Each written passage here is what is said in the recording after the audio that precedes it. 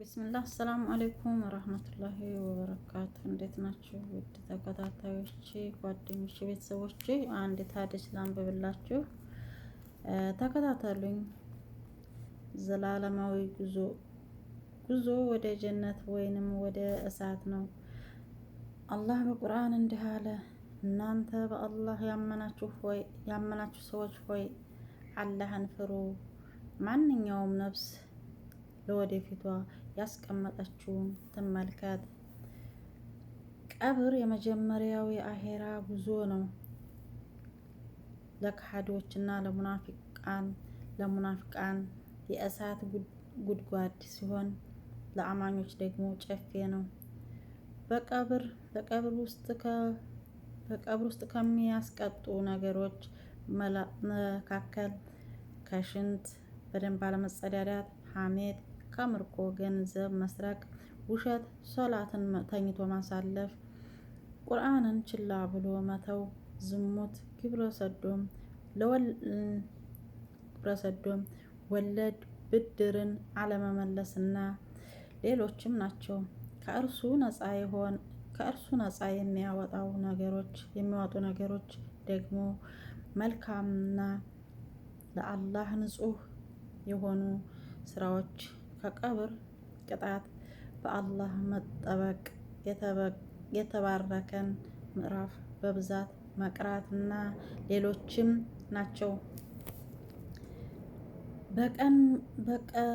በቀንድ መነፋት ቀንድ የሚባለው ትልቅ ቀንድ ሲሆን ኢስራፌል የተባለ መላኢካ በአፉ ይዞ ለመንፋት መቼ እንደሚታዘዝ እየጠበቀ ነው።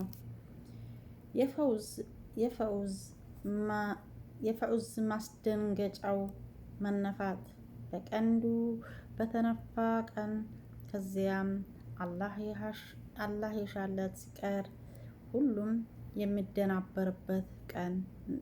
ያኔ ዓለም በሙሉ ትፈርሳለች። 2782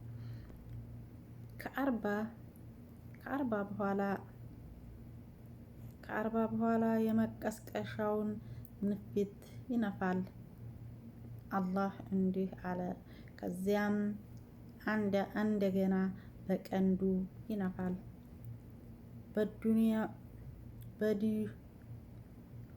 ወዲያውኑ ተነስተው ይተያያሉ። 3968 ከዚያ አላህ ዝናብን ያዘንባል። ከዚያም ወዲያው ከአካላቶቹ አጂብ ዘነብ የጀርባ አጥንት ከተባለው የሰው ልጅ ክፍል አዲስ ፍጥረት ራቁት ጫማ የሌላቸውና የማይሞቱ ሆነው ይበቅላሉ። መላኢኮችና ጅኖች ተቀስቅሰው ከተግባራቸው ጋር ያዩዋቸዋል። ሐሽር መሰብሰብ አላህ በዚያ ከባድና 50,000 ዓመት ያህል ርዝመት ያለው ሰዎች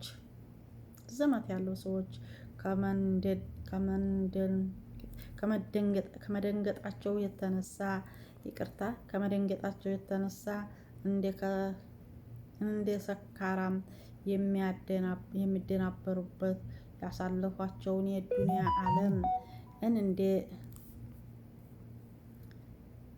የዱንያ ዓለም አንዲት ሰዓት የሚያዩበት ቀን። ፍጡሮችን ሁሉ ለምርመራ ይሰበሰባሉ።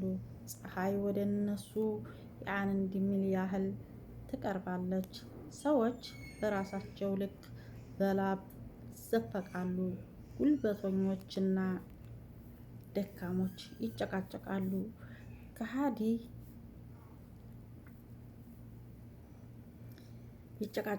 ከሃዲ በጓደኛው ከሰይጣንና ከገዛ አካላቶቹ ጋር ይሟገታል። እርስ በእርሳቸውም ይረጋገማሉ። ግፈኞች እጃቸውን ይነክሳሉ።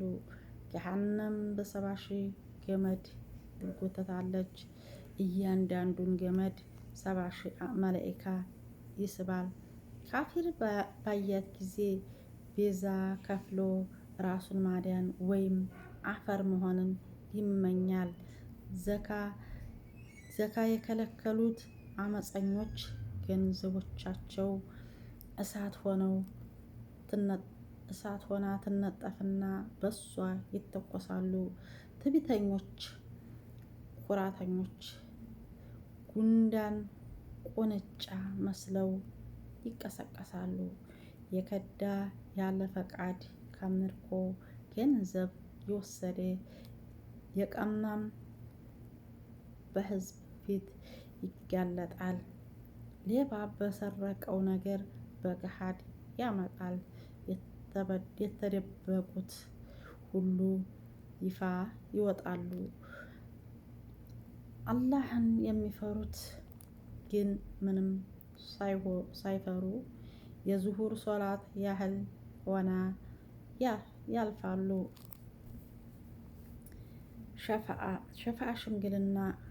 ሸፋዓ ሽምግልና ምልጃ ሽምግልና ትልቅና ትንሽ ተብሎ የሚከፈል ሲሆን ትልቁ በህዝቦች መሰብሰቢያ ቀን ችግራቸውን ለማስወገድ ሲባል ለነቢዩ ሙሐመድ ሰለላሁ ዐለይሂ ወሰለም ብቻ የሚፈቀድ ነው።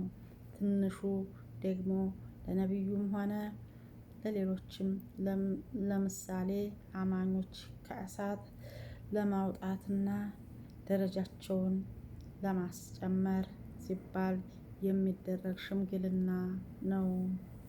ሱብሃንአላህ ያ ከሪም። ሂሳብ ምርመራ ሰዎች በጌታቸው ፊት በሰልፍ ሆነው ይቀርባሉ። ከዚያም ተግባራቸውን ያሳያቸዋል።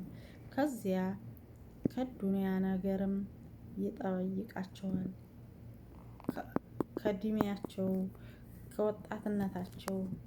ከወጣትነት፣ ከእውቀት፣ ከቃል ኪዳን ይጠይቃቸዋል። ከዋለላቸው ጸጋዎች እውቀት ከቃል ኪዳናቸው ይጠይቃቸዋል። ይቅርታ ደግምኩት። ከዋለላቸው ጸጋዎች ከዓይን፣ ከጆሮ፣ ከልብ ጸጋዎች ይጠየቃሉ። ከሃዲና ሙናፊቅ እንዲዋረዱና ማስረጃ በእነሱ ላይ ለማቆም በሕዝብ ፊት ይጠየቃሉ።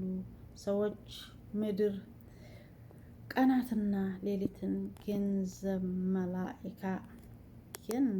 መላኢካ እንዲሁም የገዛ አካሉ በሱ እንዲመሰክሩ ይደረጋሉ። ይህም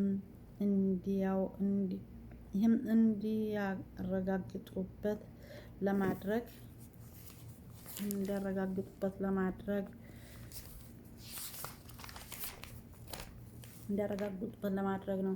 አማኝ ግን አላህ ለብቻው አድርጎ በጥፋቱ እንዲያምን ከተደረገ በኋላና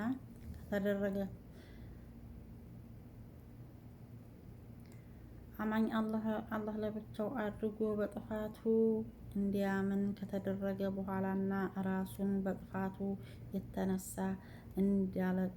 እንዳለቀለት ተስፋ ሲቆርጥ በዱንያ እንደደበቅኩልህ ሁሉ አሁንም ምሬሃለሁ ይለዋል ለአማኙ ማለት ነው። ሱብሃንአላህ። የመጀመሪያው ተቀስቃሽ የነቢዩ ሙሐመድ ሰለላሁ ዐለይሂ ወሰለም ተከታዮች ሲሆኑ የመጀመሪያው ምርመራ የሚካሄድበት ጥያቄ የሚቀርብበት ጉዳይ ሶላት ነው። በመጀመሪያ ውሳኔ የሚሰጠው ደግሞ የደም